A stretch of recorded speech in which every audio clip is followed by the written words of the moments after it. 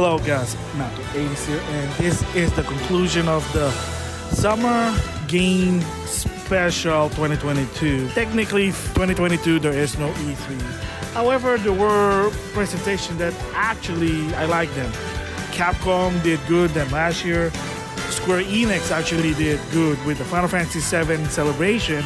I know, and I mentioned it before, the Kingdom Hearts anniversary celebration with Kingdom Hearts 4. I know that was one on April, but I just added in there because it's kind of fitting. And again, they did show some games for this summer event. My overall thoughts about it is that, yeah, it's not as wow factor than E3 in the past.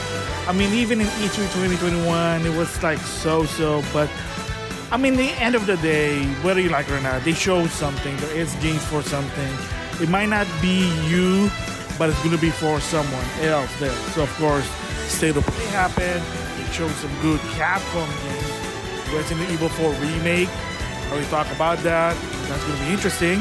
Street Fighter 6. Everyone, the fighting game community went goo goo gaga. And it looks potential. And they're going to come out in 2023. And gotta give credit to the director and the producer. They're actually enjoying making this game. And like I said, I'm gonna give a different video about this one. Like, what's the deal? Like, does it really matter if they're having fun to some extent? Well, according to Maximilian Dude, yeah.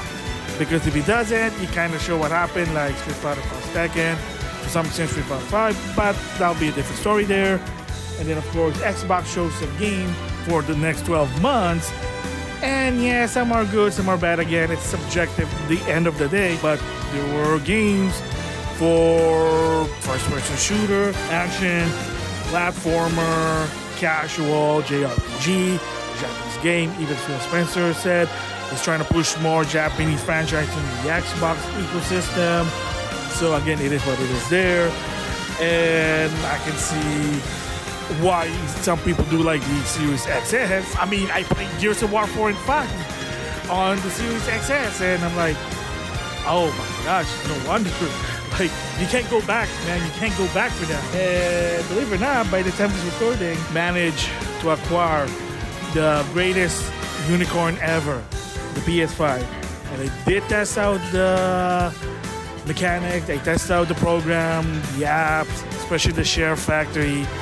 So, the little spoiler here in future is that on my other channel, not so much with this one, because this one's my giving my thoughts on, but on the main channel and the extended, let's just say some of this extended one are going to get a bit of an upgrade, but that's a different story there.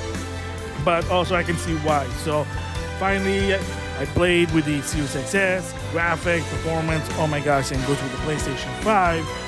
Because speaking of PlayStation 5 and Series XS, the Switch, the biggest, I think, subject is what about Nintendo? Sony did their State of Play, awesome, good games, first party, third party. Microsoft did the same thing. The Summer Game Fest, a little bit in the middle, but there were some good ones, there were some bad ones. They showed some games that they thought it was going to be on the Nintendo Direct, but it's not, such as Dignity Shredder's Revenge. I guess that's a good game. If you have Game Pass, you gotta play it day one. For other system, right now I think it's $2 off, so $22. Highly recommended that, I know, but it's up to you. And of course, they also announced Neon White, Switch exclusive. And apparently, according to Switch Force, it's not getting a lot of recognition. Whatever, it is what it is there. And yeah, they showed some games. Flashback, like I said, I gave my thoughts about it. And of course, The Last of Us Part 1. For the PS5. Am I gonna get it? Yeah, for $20. $20. I already have the PS4 version. I'm good with that. And you saw me in my previous video for $10. I got The Last of Us Part 2. Am I gonna play it? Eventually.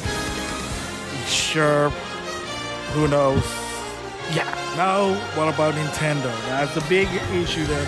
What about Nintendo? So they had the Xenoblade Chronicles 3 Direct. I liked it, informative. Am I gonna get it?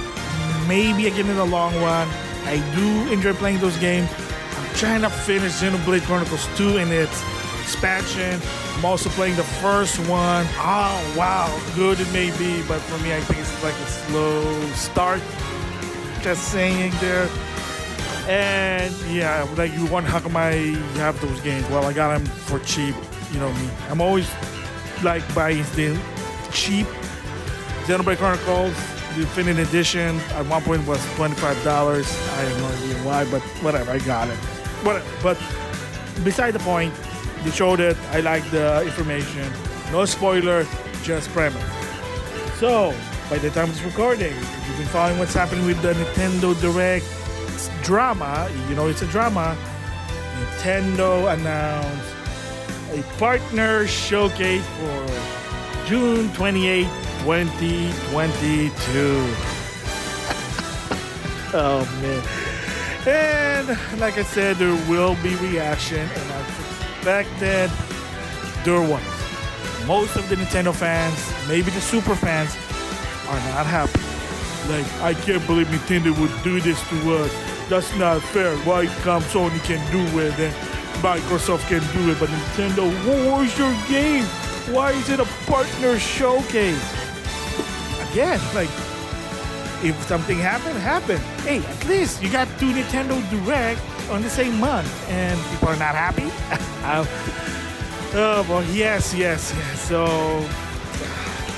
I'm going to talk about it in a different video about that thing, but here's the gist of why some of the super fans are not happy. One, even so that they want third-party games on the Switch. You know the story with that situation. A lot of the third-party games either come in late, they don't come in but side by side with the other console, and I did talk about it before because probably the power situation.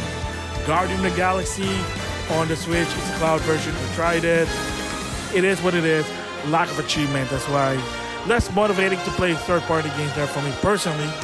But again, options over there. A lot of the third-party games doesn't come in until later.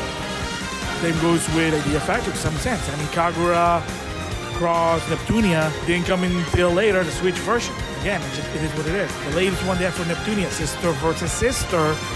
Guess what? Right now, it's only a PlayStation exclusive in Japan. It's not even out in the West. There have been talks that it might be fall. Heck, it might even be 2023. I know, but again, it's a different story. Not all companies can do worldwide release. That's one of the biggest problem was, even so there's a lot of third-party games on the Switch, they're not side by side. By the time it's released on the Switch, if you got multiple platform console, there's no point.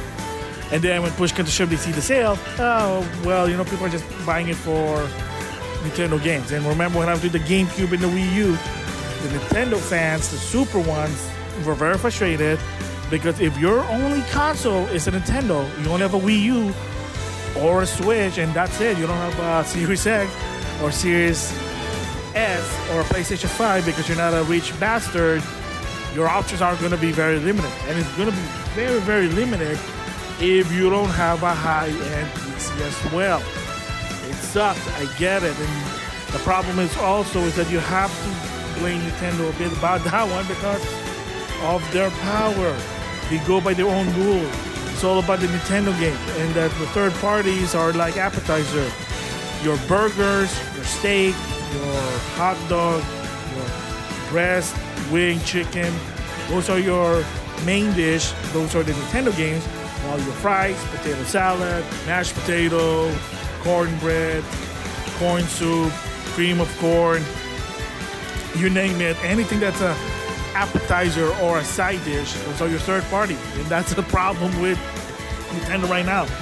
They are in a point where your games are the only thing that's going to be selling, that third party games will not sell anymore on the Switch because of the power.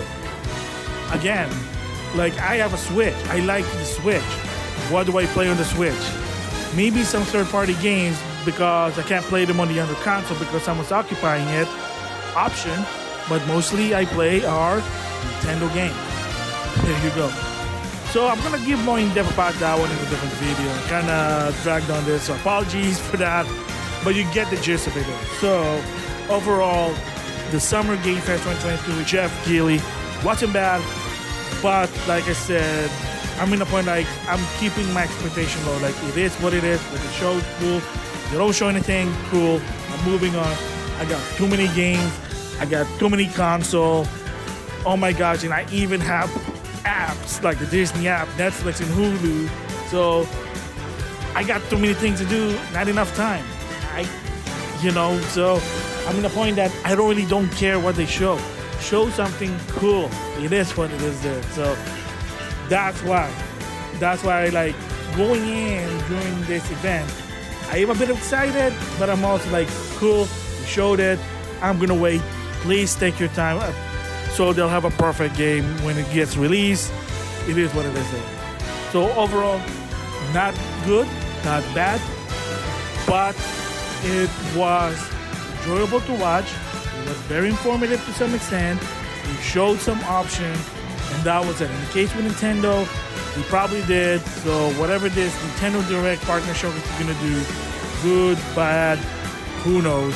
It is what it is there. So there you go, my conclusion of the Summer Games Special 2022 from me.